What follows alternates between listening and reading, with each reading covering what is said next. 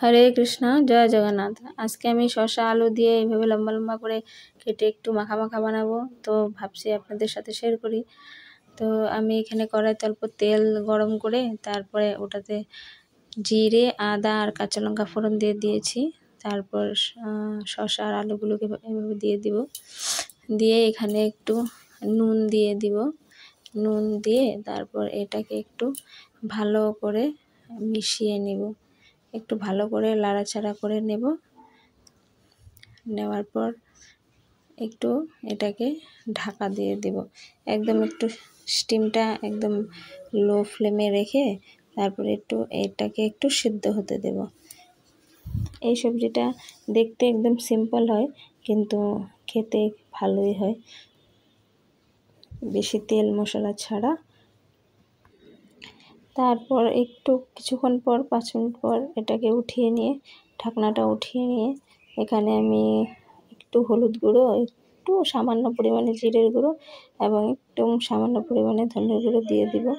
তারপর এটাকে ভালো করে মিশিয়ে নেব, সুন্দর করে এটাকে মিশিয়ে নেব। একটা দেখবেন আপনারা, এটা বানানোর সময় এত সুন্দর একটা সুগন্ধ বের হয়, খুব ভালো লাগে। সিম্পল হলেও রেসিপিটা খুব সুন্দর হয়। তারপর এটাকে আমি আবার একটু ঢাকা দিয়ে দেব। অনেকে আছে যারা বেশি মশলা খেতে পছন্দ করে না, তারা এই রেসিপিটা একবার ট্রাই করে দেখতে পারেন। এটা একদম হালকা ফুলকা হয়, এটাতে কোনো বেশি মশলা কিছু ইউজ হয় না, কিন্তু খেতে কিন্তু স্বাদে কম নেই, টেস্টটা ভালোই হয়। তারপর এটাকে ঢেকে রাখার পর একটু উঠিয়ে দেবো। দেখেন এইভাবে সবজিটা একদম সুন্দর মজে গিয়েছে। এরপরে তারপরে একটু পরিমাণে আমি দিয়ে দেব জল। কেউ যদি এমনি খেতে চায় এটা এমনিও খেতে পারবে, কিন্তু আমি একটু রসাই বানাবো, তো এটাতে অল্প পরিমাণে যার যেরকম পছন্দ সেই অনুপাতে জল দিয়ে দিলেই হলো। দেখছেন, তারপর জল দেওয়ার পর এটাকে একটু ফুটতে দেব।